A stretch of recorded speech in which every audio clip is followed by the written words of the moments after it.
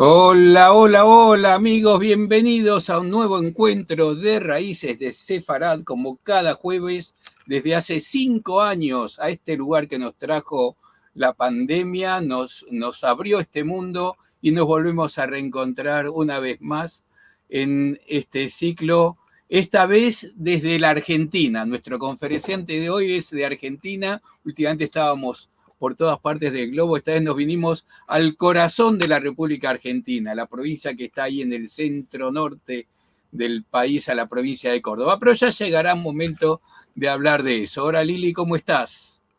Hola Marcelo, hola a todos. Qué placer estar otra vez aquí en este espacio de Raíces de Sefarad presentando el tema de hoy, que también nos interesa muchísimo.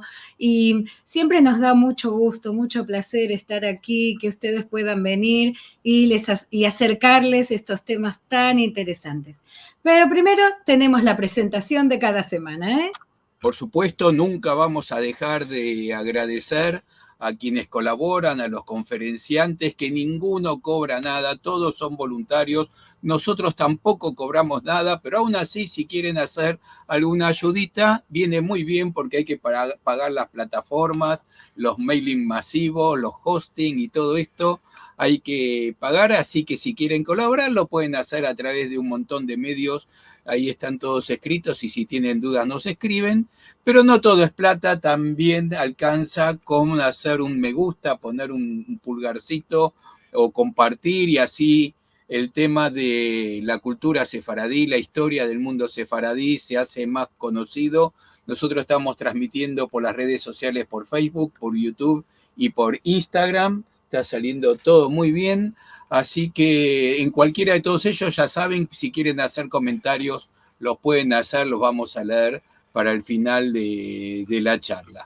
Y sí, vamos a ir a lo que tenemos esta semana, que también, como la semana pasada, es una semana muy especial.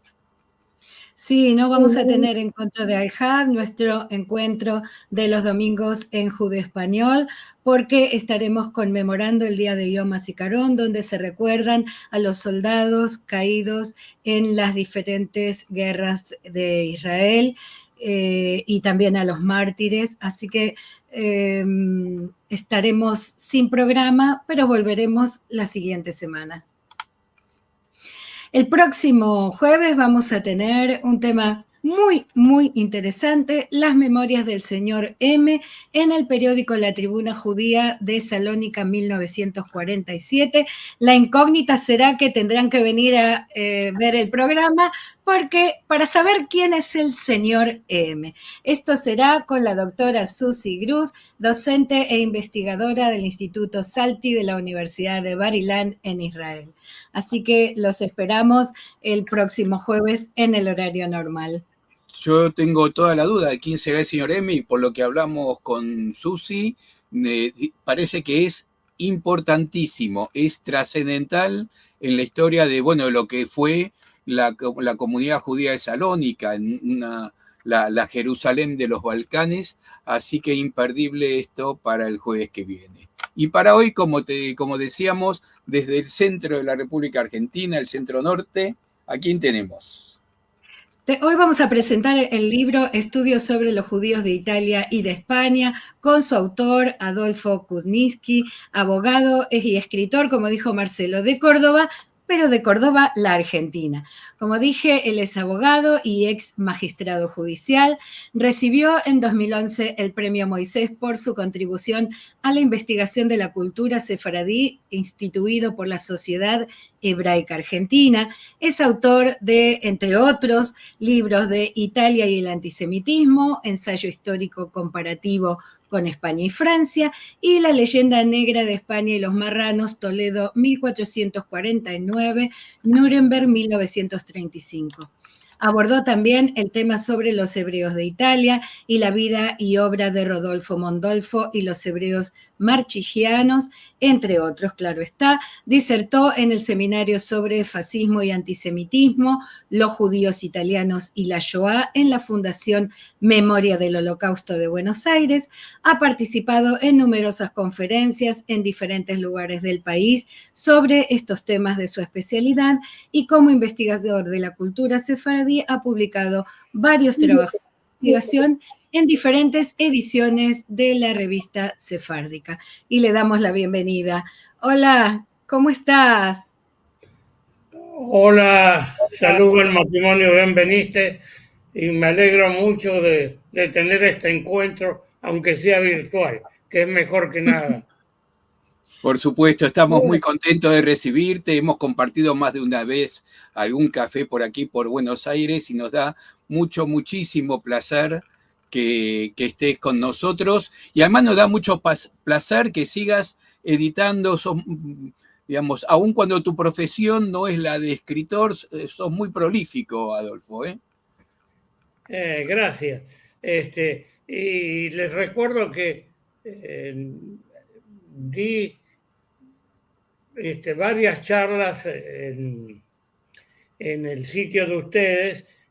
Uno fue sobre la disputa de Tortosa, Sí, otra claro. fue sobre los jesuitas y la limpieza de sangre, otra fue, bueno, di varias, 4 o 5 por lo menos. Sí, y vamos a recordarle que todas ellas las pueden encontrar en el canal de YouTube, que ahí está en la dirección, que se suscriben y les avisan y pueden poner el buscador a Adolfo Kuznicki y van a encontrar sus charlas también, así que se ha convertido en una biblioteca fabulosa estamos cerca de los 800 videos, todo de temática sefaradí, solamente hay temática sefaradí. Bueno, Seguro. Adolfo, sí, Lili. Hoy vamos a presentar este nuevo libro que salió ahora, hace nada, unos días, y en el que publicaste trabajos que ya habías publicado anteriormente. No es una recopilación de ensayos, en verdad. Y vamos a ver de qué se trata. Contanos.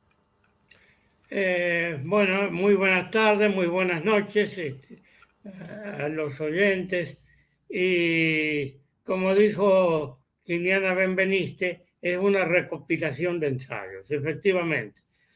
Por fuera de los libros que escribí, he escrito artículos para la Universidad de Chile, he escrito artículos en el Diario Litoral de Santa Fe, he escrito libros para otros periódicos, artículos y ensayos. He escrito en este volumen, reúno 8 o 9 artículos. He escrito más, pero he seleccionado los que me parecieron más interesantes, más entradores, digamos. Y comienzo con una figura política de identidad judía que se llamaba Margherita Sarfati. Margherita Sarfati fue colaboradora de Mussolini y es más conocida por su aspecto romántico que por su aspecto, dado que tuvieron una relación, que por su aspecto intelectual. Era una mujer que calzaba muchos quilates.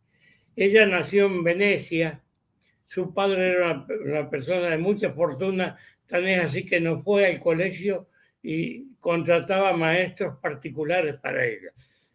Con el agravante para Grassini, que se llama el padre de ella, que uno de los maestros era marxista y la introdujo en el socialismo.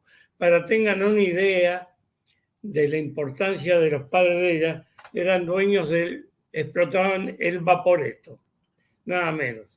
Y el apellido de ella de soltera era Grassini, que es Gershom, como Gershom Scholem en hebreo. Traducido al italiano es Grassini. Y ella contrajo matrimonio con un abogado también de origen sefardita que se llamaba Sarfati. Y con él ingresaron al periodismo en Milán.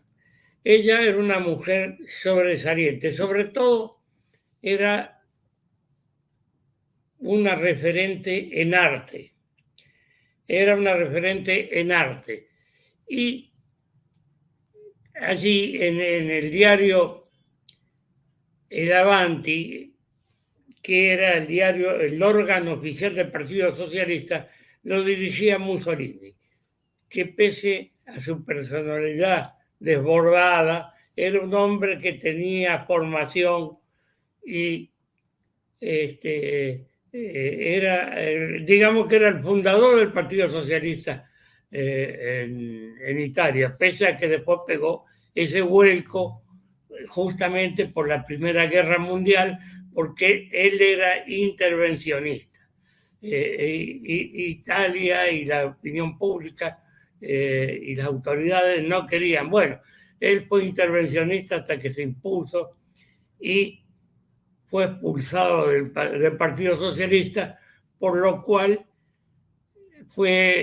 crearon un órgano periodístico, se llamaba Il Popolo, y desde ahí se fue creando este movimiento de derecha, siempre acompañado por ella, que era una periodista de muchos quilates, y resolvieron crear un movimiento político. Ese movimiento político, y esto lo quiero remarcar bien, porque como está discutida históricamente su relevancia, se constituye en una pequeña plaza de Milán que se llama San Sepolcro, y un puñado de gente, entre los que había muchos judíos, porque, como dice Renzo De Felici, el historiador del fascismo y de Mussolini, en proporción a la cantidad de habitantes, había más judíos fascistas que cristianos. Bueno, entre ellos estaba Margherita Sarfatti, que ya se había convertido al catolicismo.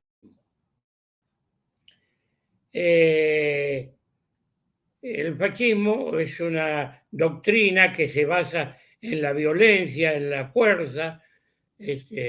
Tan es así que un hijo de ella, de 17 años, se fue a la guerra y falleció en combate. Y escribe un mensaje a los padres que es conmovedor, que dice que la muerte no importa frente a los ideales, o sea, que la lucha y la violencia purifica. Esa es el meollo del fascismo. Bueno, este pequeño grupo que se fue formando se llamaba el grupo de los sansepolcristas. Y Margherita Sarfatti tiene el mérito para ello, históricamente, de ser una fascista de primera hora, como lo demuestra su presencia en aquella piazza San Sepolcro. Bueno, después viene lo que viene, la marcha de Roma,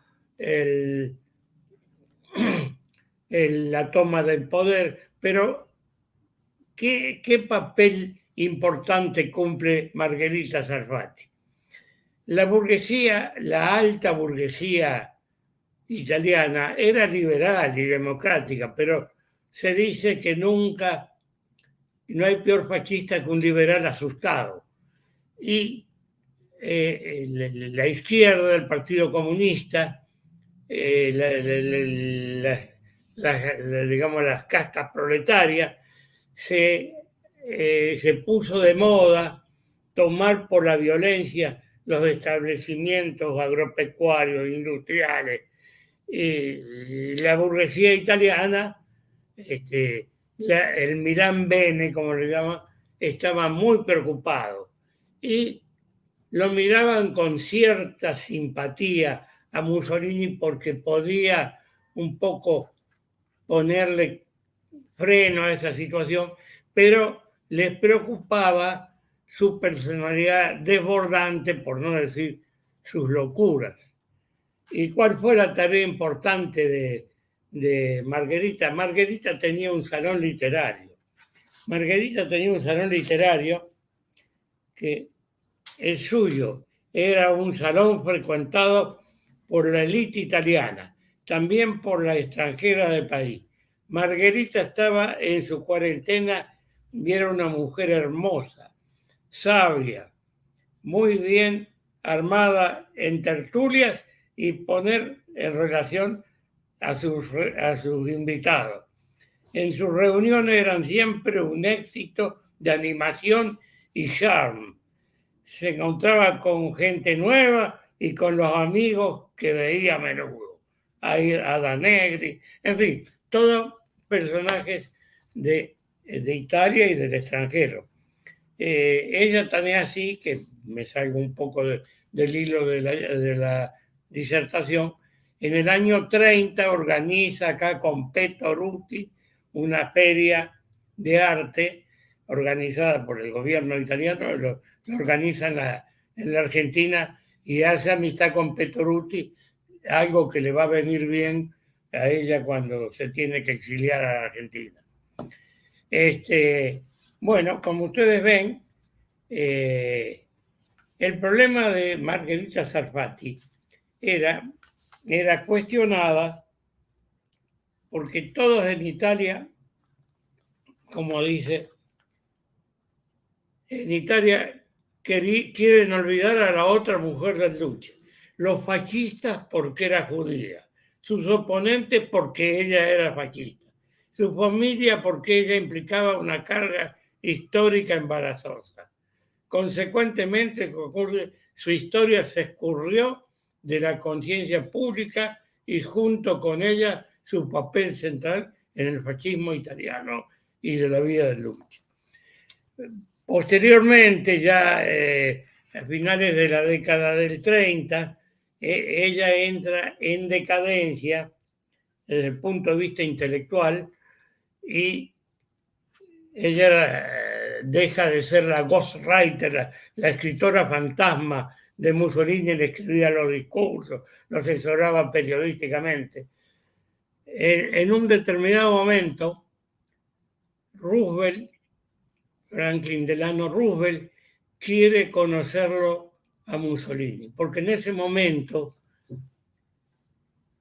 el fascismo, frente al temor que inspiraba el comunismo, no era muy mal visto en las potencias occidentales democráticas. Tan es así que Churchill un día dijo: si yo hubiera nacido en Italia, sería un camisa negra. Veían en lo que hacía Mussolini algo que superaba el comunismo y el capitalismo, que podía ser algo interesante. Roosevelt se interesó también y Mussolini no fue, pero le encomendó a ella ir a esa audiencia con Franklin Delano Roosevelt. Y eso, Franklin Delano Roosevelt le pidió al embajador norteamericano en Roma que le diera un informe sobre ella. Y el informe ese era totalmente positivo, dice. Si se quiere hablar con una mujer inteligente y si se quiere hablar de política europea y se quiere hablar de arte, hay que hablar con Margherita Sarfatti. Bueno, ¿qué pasó?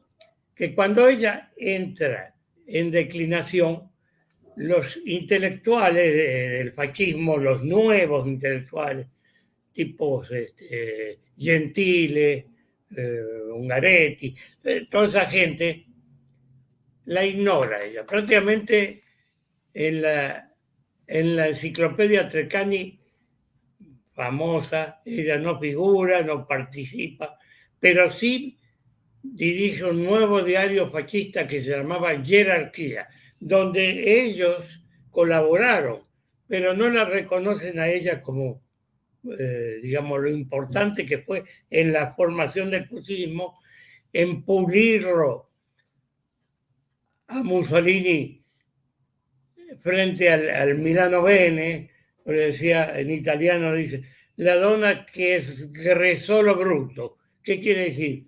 La mujer que pulió al bruto, al hombre rudo. Y bueno, después viene todo lo que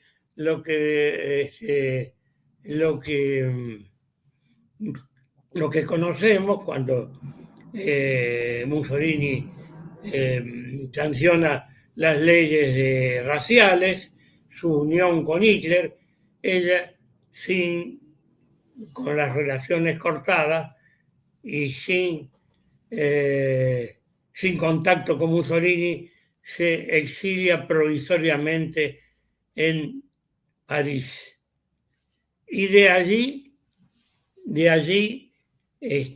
se exilia en Montevideo, donde tenía un hijo que manejaba un banco italiano. La ciudad de Montevideo le resultaba muy provinciana para ella, así que se mudó a Buenos Aires, donde fue recibida por la intelectualidad más importante de Buenos Aires, que era totalmente antifascista, manejados por Vittorio Ocampo, por Petoruti, por Romero Brest, y ella, digamos, se la valoraba por sus cualidades artísticas, porque era una lazarina del arte, le llamaban, lazarina del arte italiano, que estaba un poco desprendido del regime, el arte futurista. Y bueno, entre esa peña, digamos, concurría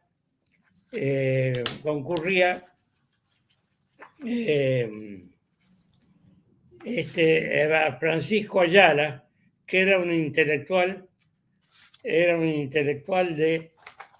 de primera línea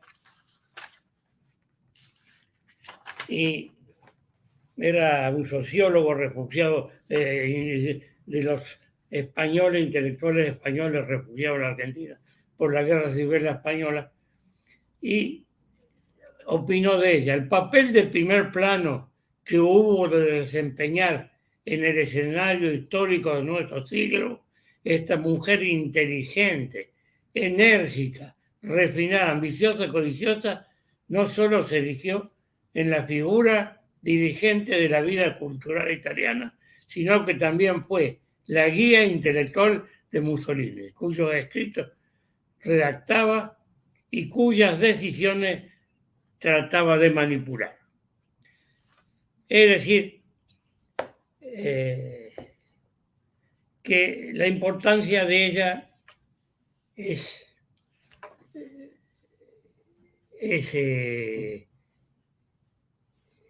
no se puede, es innegable. Ahora, de todas maneras, su decadencia la colocó a ella en una triste figura y se vincula. Ella, sin duda, se había convertido al catolicismo y se queja ante un rector de una universidad norteamericana de lo que le estaba pasando, que ella, que era católica y que tenía nietos católicos, la perseguían por su origen judío, siendo que ella, de alguna manera, había contribuido a crear ese movimiento de derecha que fue el fascismo. Y entonces también se discute la naturaleza política del fascismo, que dice que ella, por sus orígenes judíos y hebraicos, participaba de un mesianismo colectivo que querían encontrarle alguna relación con el hebraísmo, algo que ya había hecho Sánchez Albornoz en su polémica con Américo Castro sobre la identidad española, que no hay nada más distinto de un judío, de un cristiano, por el mesianismo colectivo y el mesianismo individual. Bueno, ¿Cuál es la conclusión que llego yo? Que es una mujer que renegó del judaísmo y ella no quería ser judía. Algo que me hace acordar, y lo comparo, con un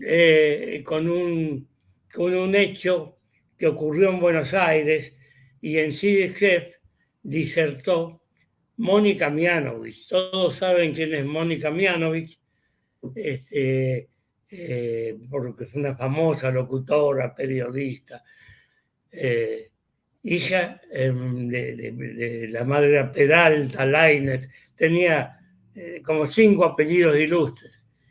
Y se entera, ya de grande, que desciende de judíos el padre de ella. Y fue así, y asumió su identidad con orgullo y llevó toda su familia. Llevó hasta la cantante, llevó a la periodista, llevó a la que tiene una cadena de ropas, y todos los Caen de Anvers, que eran banqueros judíos en Francia, ella lo asumió con orgullo en una charla, y después también en una charla sobre su importante papel periodístico. Ella entrevistó a Kissinger, entrevistó a Clinton, entrevistó a medio mundo. Bueno, entonces quiero comparar lo que es una renegada como la Sarfati de una mujer asumida como la Mónica Mianovich. Una comparación que se me ocurrió. Bueno, vamos a seguir con otros temas que reuní. Yo provengo de una ciudad del interior de Córdoba, donde predomina la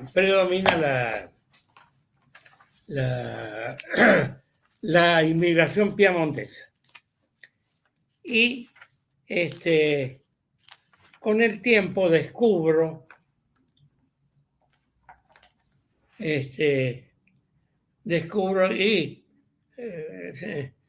con mis amigos piamonteses me decían que tenían fama de avaros y tacaños, que eran tan tacaños que los judíos no podían sobrevivir entre ellos.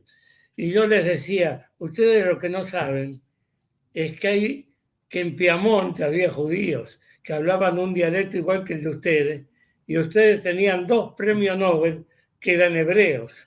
Y me miraban asombrados.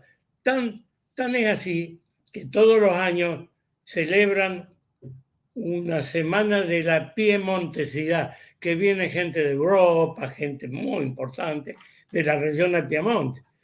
Y un día, como acto central, me invitaron a mí a dar una conferencia sobre el dialecto judeo piamontés. Bueno, por supuesto que todo el mundo quedó asombrado. Y bueno, la verdad, sobre lingüística, sobre el dialecto judeo piamontés, es que en realidad no era un dialecto. Le llaman con una jerarquía lingüística inferior, le llaman yergo en Italia, que sería como un lenguaje de menor importancia, de poca riqueza lexical, sin sintaxis, sin literatura.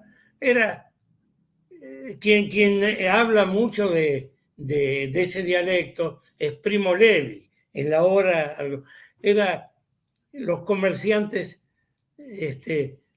para hablar y que no lo entendieran los clientes de los precios, hablaban de ese dialecto para ocultar lo que hablaban a la servidumbre. En fin, era casi un idioma doméstico, no alcanzaba a ser un dialecto. Pero desde el punto de vista lingüístico, un dialecto es tan importante como un idioma oficial.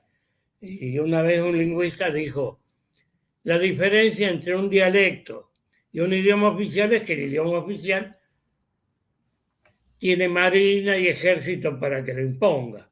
y el dialecto no. El dialecto tiene importancia lingüística. La prueba está que tenemos los judíos un premio Nobel que es Bashevis Singer en un dialecto, el dialecto yiddish. Bueno, después paso a otro ensayo que es sobre los apellidos judíos italianos. Recuerdo que este ensayo lo escribí a pedido de un... Yo estaba en la Asociación de Genealogía Judía con ese gran persona que fue, ¿cómo se llamaba? Harmony. Y un integrante se llamaba Glickson, que dominaba bastante el tema de la informática, me pidió que escribiera un dialecto, un escrito sobre...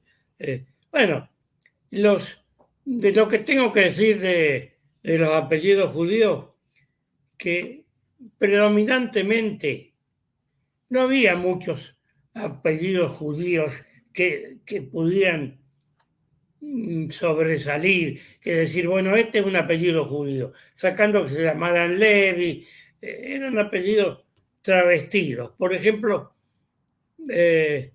sacerdote, Cohen es sacerdote, lo italianizaban a los apellidos. Y predominaba entre ellos los apellidos toponímicos, es decir, de las ciudades de las que provenían, o gentilicios. Por ejemplo, una cosa es Toledo y otra cosa es toledano, ¿no? Uno es toponímico y el otro es gentilicio. Y lo que hay que destacar de esto, que yo creo que es pero muy importante, es que el fascismo, cuando dicta las leyes raciales, hace un elenco, le llaman ellos, una lista. Dice, estos son los indeseables hebreos que merecen todo el repudio de la población italiana, aria, blanca y qué sé yo. Y ahí hay muchos apellidos conocidos que figuran entre esos apellidos, digamos, que era un escrache, lo que se llama un escrache. Como anécdota les cuento que la madre de Vittorio Gassman figuraba en esa lista con ese apellido. Ella era una mujer que se llamaba Ambrón y pertenecía a la aristocracia hebrea de Pisa y se trasladó a Roma. Estaba casada con un ingeniero alemán, que de allí le viene el nombre a Vittorio Gassman, y se va a Roma y se quita la N y se agrega el diptongo. Entonces quedó Ambrosio en vez de Ambrón. Y eso le permitió manejarse en Roma con cierta tranquilidad y que los hijos pudieran ir al colegio, es decir, simuló su apellido de origen hebreo, lo disfrazó. Después pasó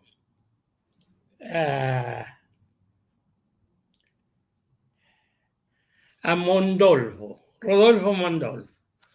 Rodolfo Mondolfo, como ustedes sabrán, con las leyes raciales,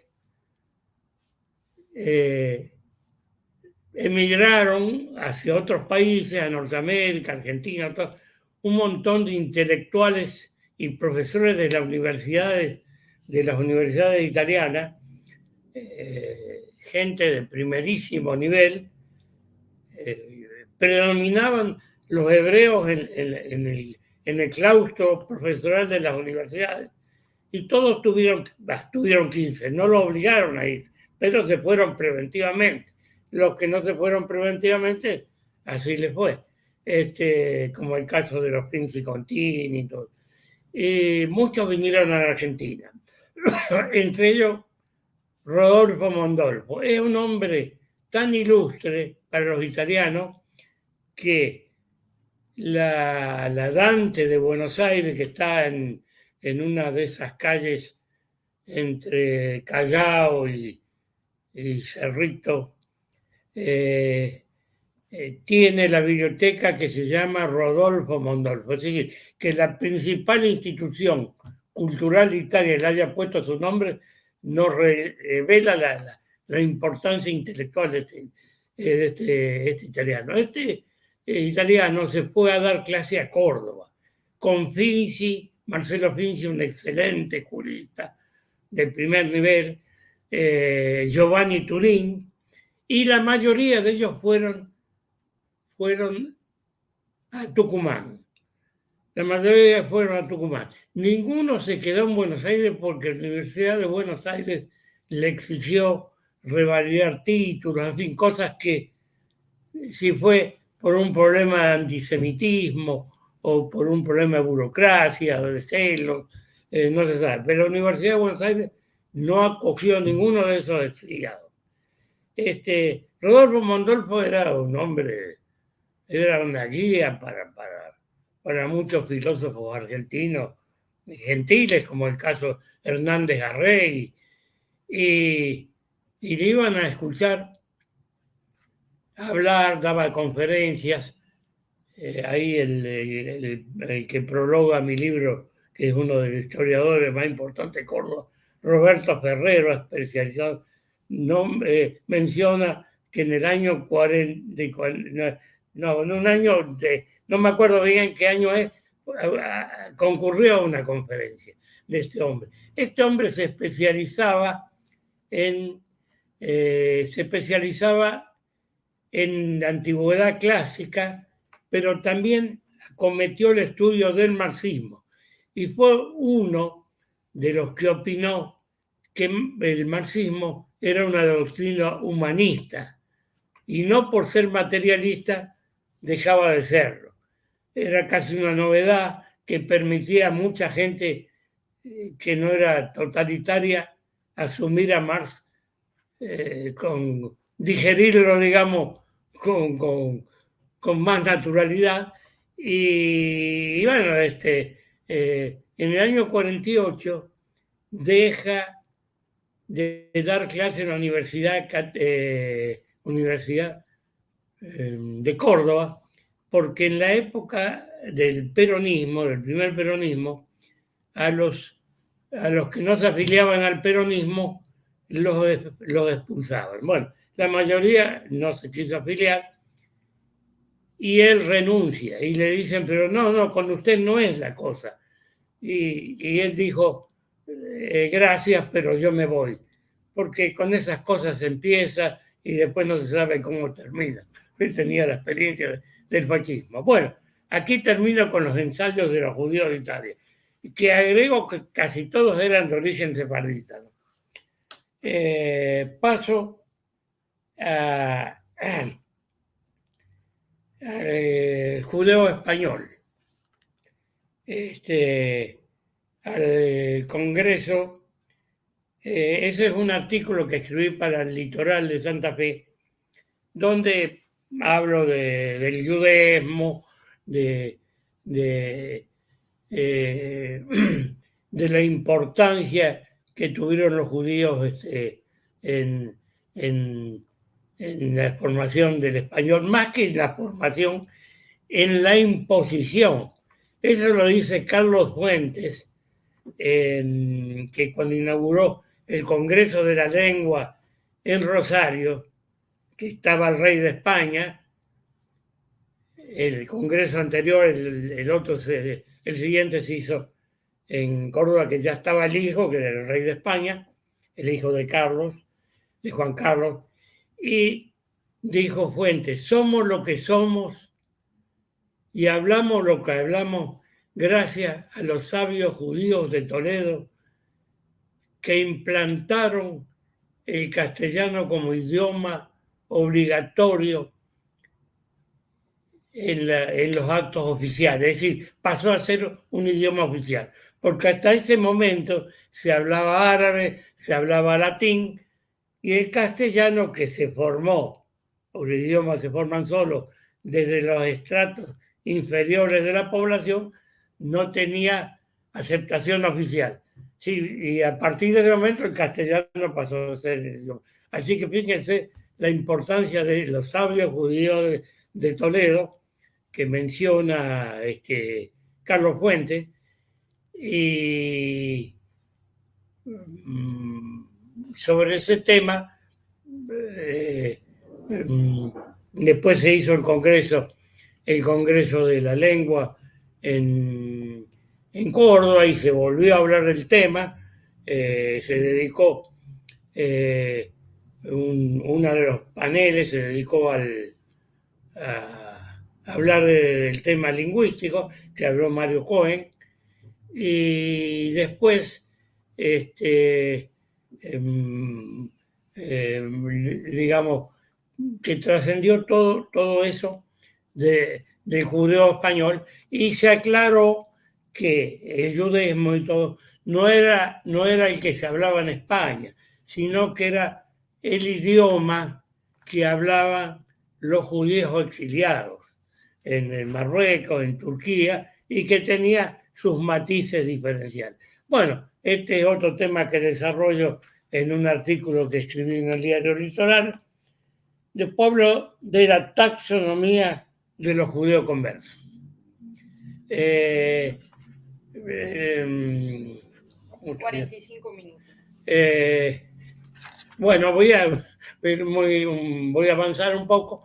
La taxonomía de los judíos conversos era que había conversos sinceros, que había otros que no eran tan sinceros, que lo asumieron, otros que eran, digamos, simuladores directamente, eran marranos, y eso le llaman la taxonomía. Eso le agrego yo a los judíos ibéricos, los judíos portugueses, porque los judíos portugueses tuvieron una situación distinta.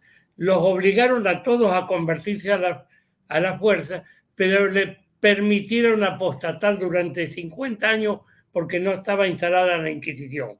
No los quisieron expulsar porque los necesitaban, y los verdaderos marranos eran los portugueses, porque los españoles, como dijo García Cárcel, la Inquisición habrá sido lo que habrá sido, pero no se le puede quitar lo eficaz que fue en su resultado. Terminó con los conversos, con el marranismo.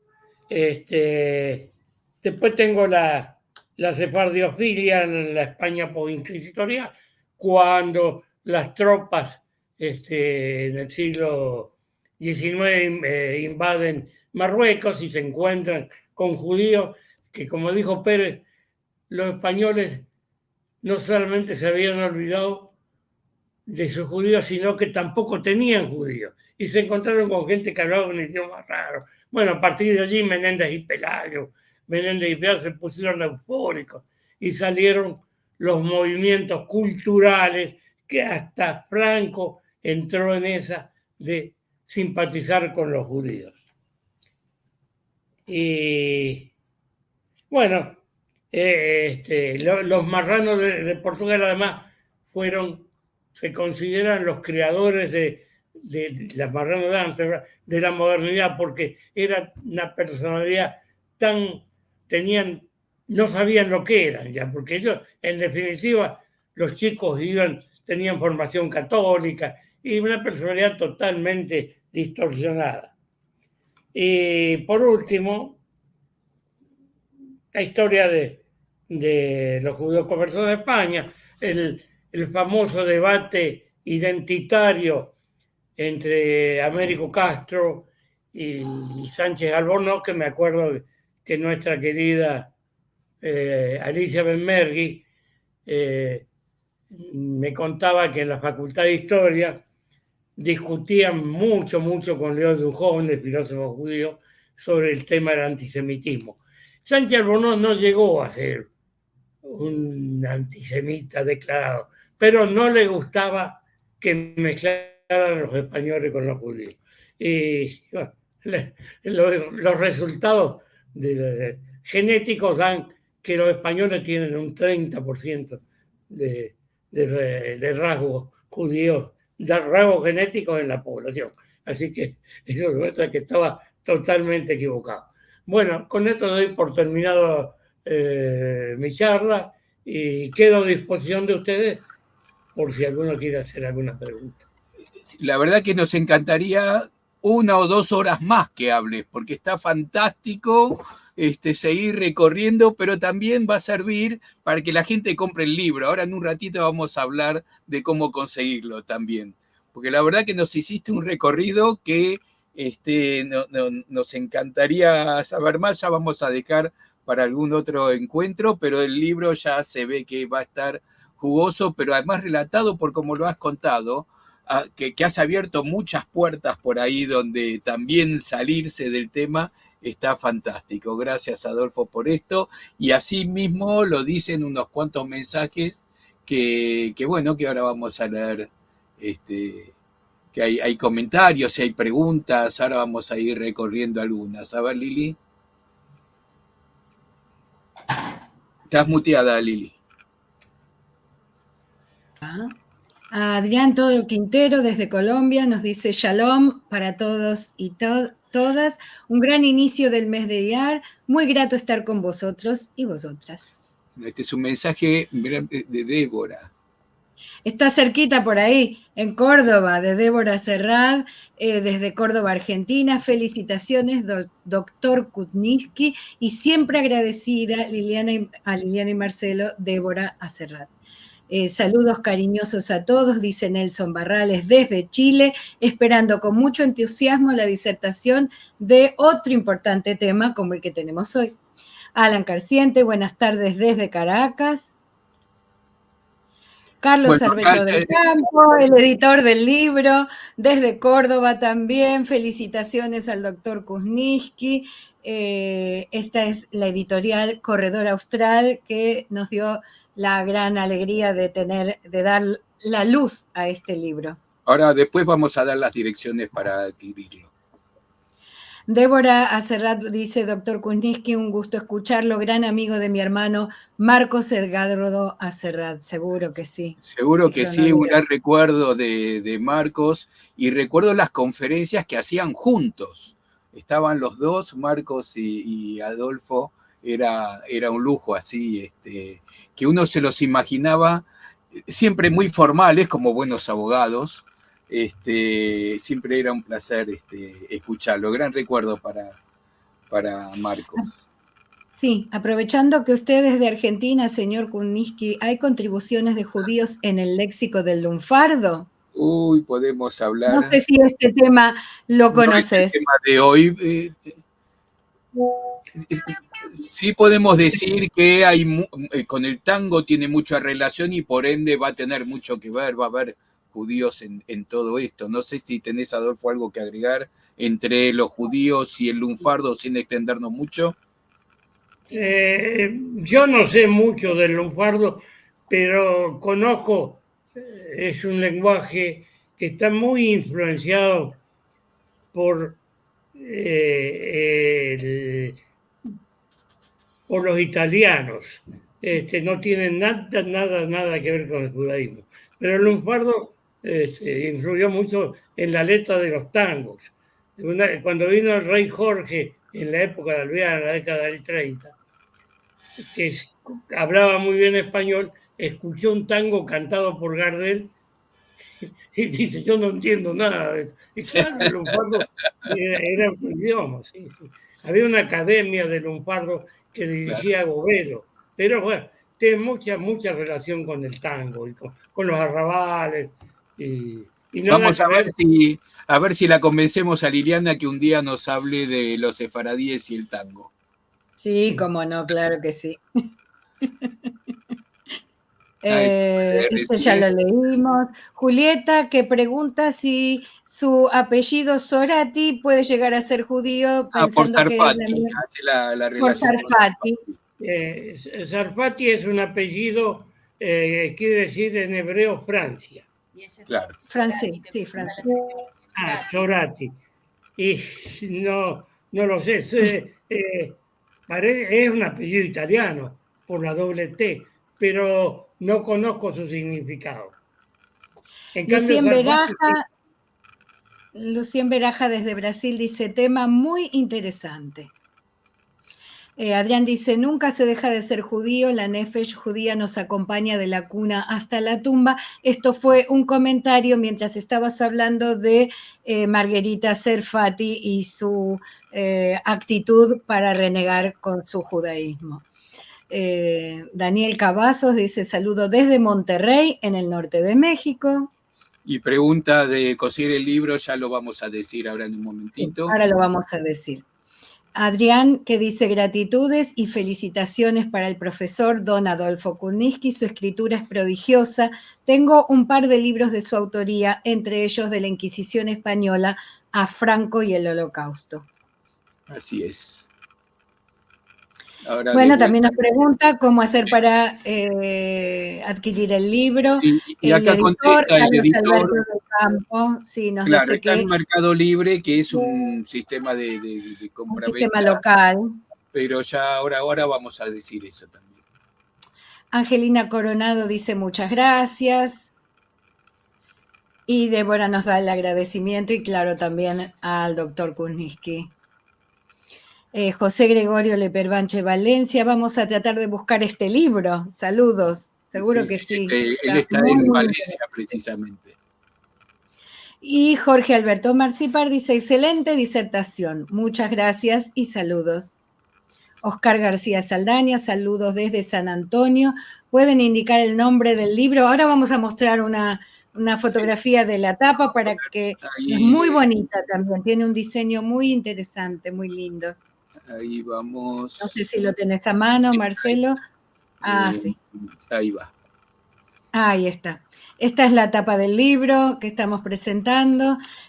Seguro en Argentina se consigue, les vamos a pasar algunos datos donde comprarlo y vamos a ver si próximamente estará para comprarlo desde el exterior, ¿no?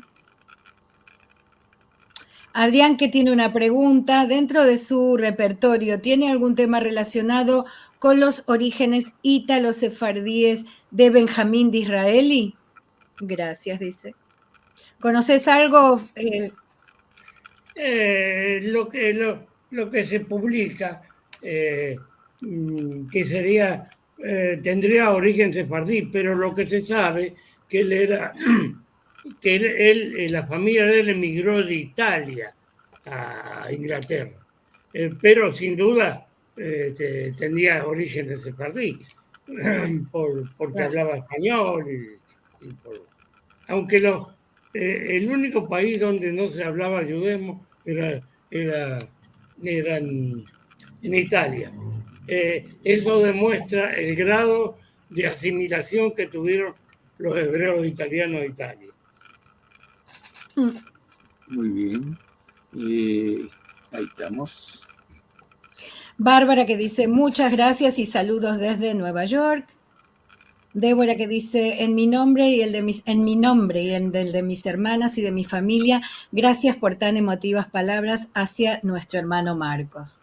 Claro, sí, claro, le teníamos mucho cariño. Andy Moyano dice saludos desde Rosario y felicitaciones, Fito querido, excelente disertación. Esteban Moyano y Mirta Izquierdo. Oscar García Saldaña, que dice, ¿tendrá información de los judíos de Sicilia?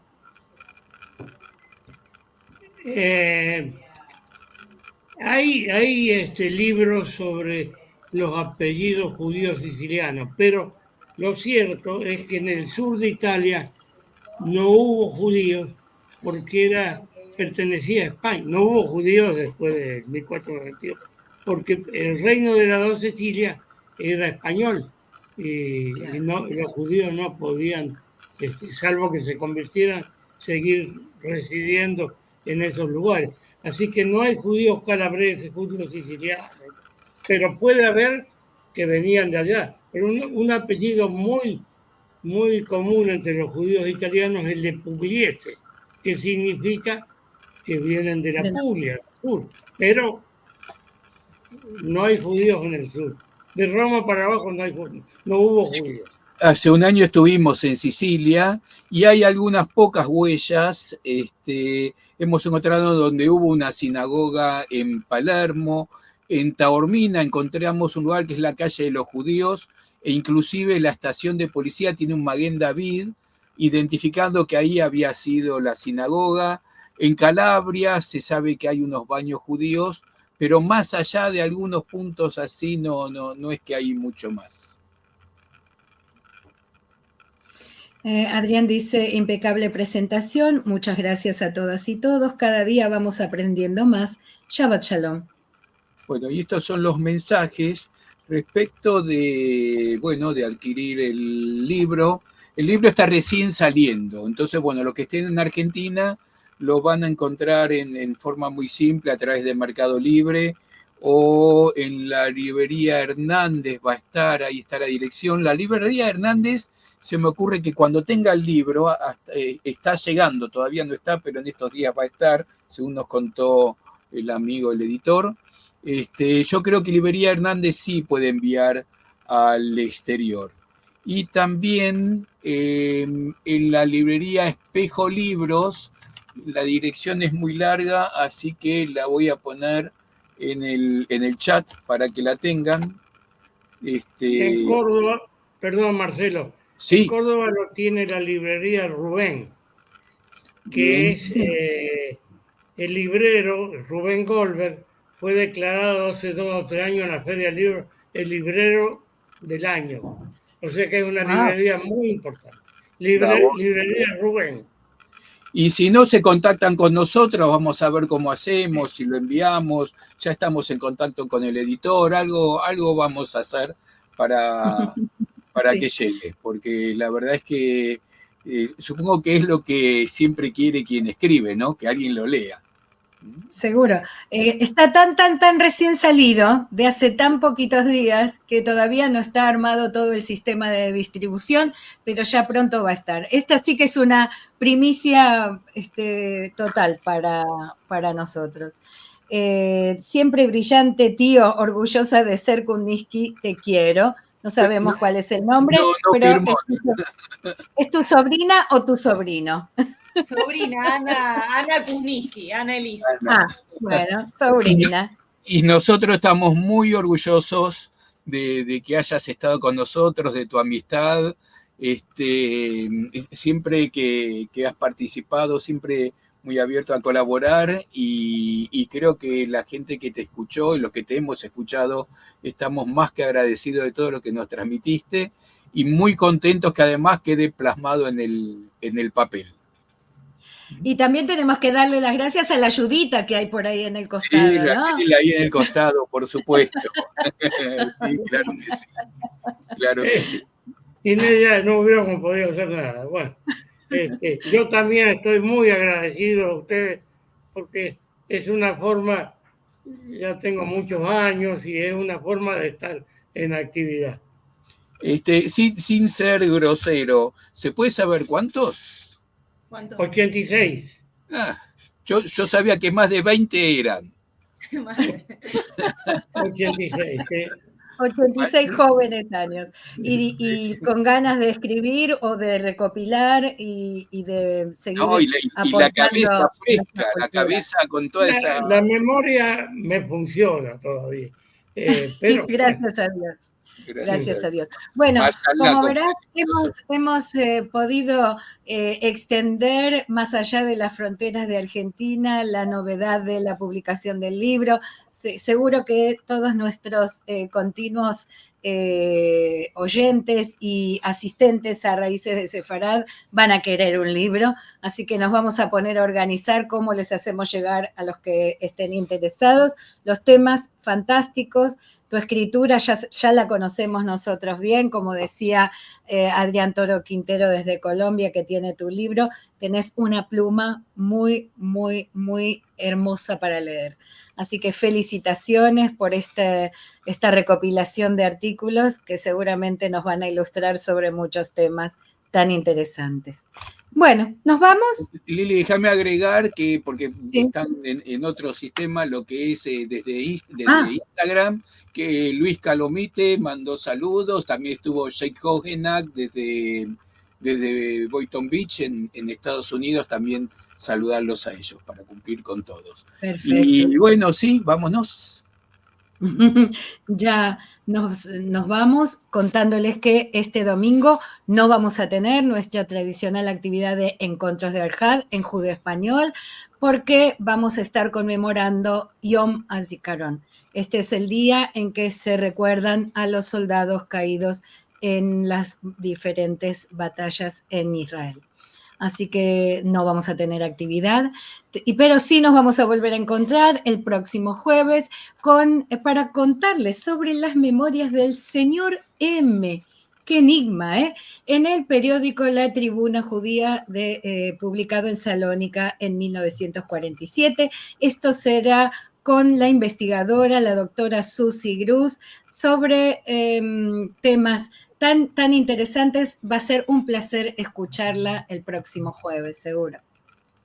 Bueno, nos vamos entonces una vez más. Adolfo, gracias. Raquel, por ahí también, gracias. Nos reencontramos en cualquiera de las emisiones. Suscríbanse, compartan, pongan me gustas. Todo eso nos viene muy bien.